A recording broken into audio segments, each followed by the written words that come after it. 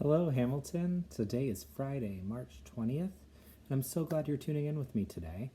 I realized we've been reading stories together all week, and I haven't done a single math story all week.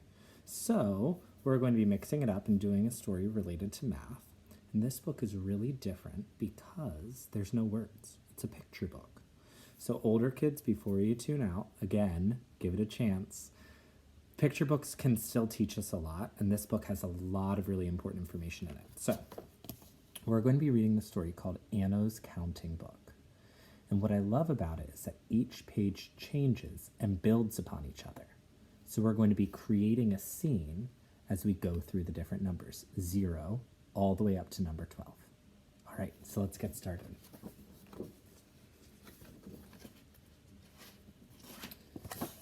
All right, so we're starting off here at number 0. And if you look at this scene, there's nothing there. If I had to pick a season, I'd say it probably looks like winter. I'd see maybe a path or a river.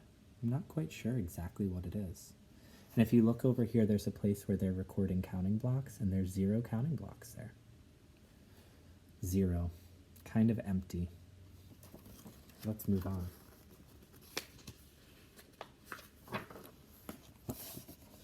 We're now at the number 1. If you look, there's 1 counting block there, and it's the same picture as before. They just added to it. I see 1 house, 1 river, 1 bridge over the river, 1 sun, 1 cloud, 1 stack of smoke coming out of the chimney, 1 snowman holding the number 1 on a flag, 1 person skiing. They are showing us the number 1 without saying any words. So cool. I love how they built upon their 0 picture. Let's see how this picture changes as we move to number 2. I bet we're going to see things in groups of 2 now. 2. I see 2 counting blocks. And look, it's the same picture. 2 buildings, so. If you look really closely, the clock here is at 2 o'clock, which I think is really creative. I see 2 people, 2 bunnies, 2 cars. Hope they weren't in a car accident. 2 roads. All sorts of different ways to show the number 2.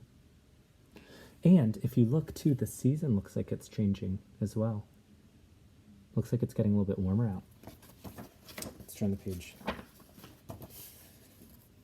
Now we're at 3. 3 counting blocks. The clock's at 3 o'clock. 3 buildings. Oh, I see 3 canoes in the river.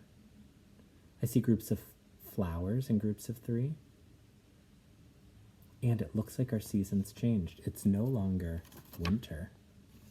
Now, it looks like it's starting to turn into spring.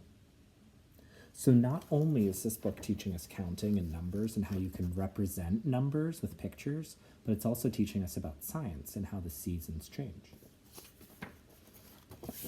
Oh, we're definitely getting into spring here. We're at number 4, 4 counting blocks. If you look at the church, the clock's at 4 o'clock. I see 4 pine trees at the very top. And I see 4 deciduous trees all throughout. There's 1 hiding here in between the pages. That's pretty cool. I see, it looks like 4 fish swimming in the river. And I love how this picture just keeps building. It's the same scene as before. They're just changing it. All right, let's look at 5. Number 5. 5 counting blocks.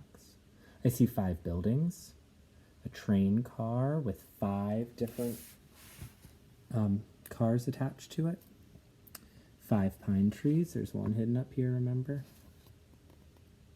Wow. And you know, as you're watching this video, if you need to pause it when I get to the page so you can count some of the different things, that's fine. That'll give you more time. That's one of the cool things about reading a book on the computer like this. You can pause and take your time and look at it more, which is neat.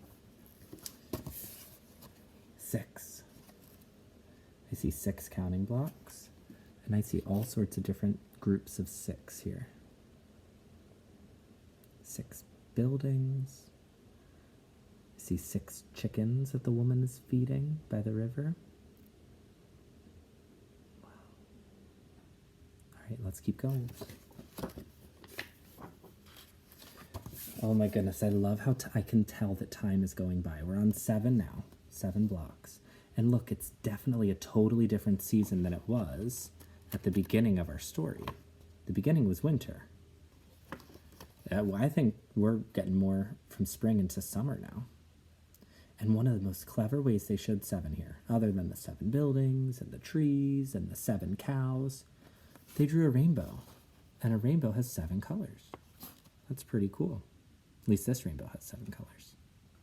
Pretty creative.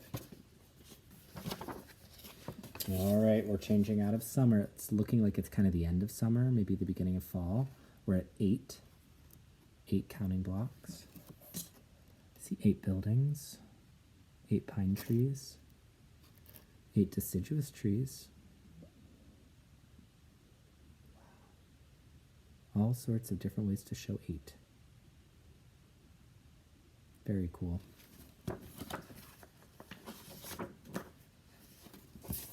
All right, we're at 9 counting blocks. Let's look at some of the different ways they showed 9. I see 9 buildings. I like how you can't really tell because it's in the crack of the book here, but they have a little train tunnel here too, which the train's going through. That's a cool detail to put in. I see 9 flowers here. And I bet if we were to count on this page, there would be 9 horses. Let's do it. 1, 2, 3. Oh, there's a flag with the number 9. 4, 5, 6, 7. Oh, maybe there's only 7, unless I'm missing some. I might be missing some. Oh, bales of hay. 1, 2, 3, 4, 5, 6, 7, 8, 9. 9 bales of hay here. That's pretty cool too. All right, let's keep going. Look at this picture changing. This town is really growing. So this is kind of showing us social studies, how a town can grow too. We started out with just one lonely house.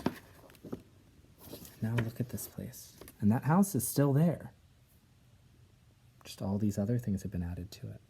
I see the full 10 here for our counting blocks. Wow, lots of really great details. 11. I see one group of 10 and one extra 1. That's 11.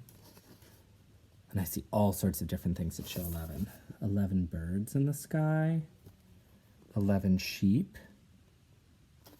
11 buildings. Look, they even started building on the other side of the river. That's new. 11 o'clock on the church. 11 pine trees. They have a fence going around. The deciduous trees all lost their leaves. That's again showing us how time is going by. It's really cool. They didn't just add to the picture. They changed the time of the picture too. Oh my goodness, we're at 12. And wait a second. We're back here at winter again. And we started at winter. This is almost making me think of a couple of different things that go with 12. For example, 12 numbers on a clock, right? I want you to think, what are some other things we know that there are 12 of as you look at this picture? I see 12 reindeer up top. Another thing I'm thinking of that goes with the number 12 is the number of months in a year. I bet if we look back through this book, each picture will match the month as we go in order. We should probably look at it that way. So many cool connections we can make. Oh, and I see one group of 10 and 2 extra 1s. That makes 12. All right, so let's start. The first month of our year is January. That looks like January to me. Second is February. That looks like it could be February. Third is March. That kind of looks like what it's like outside right now, and we're in March right now. The fourth month is April.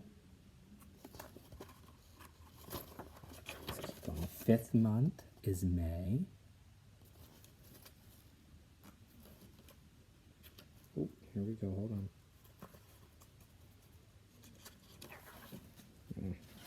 The 6th month is June.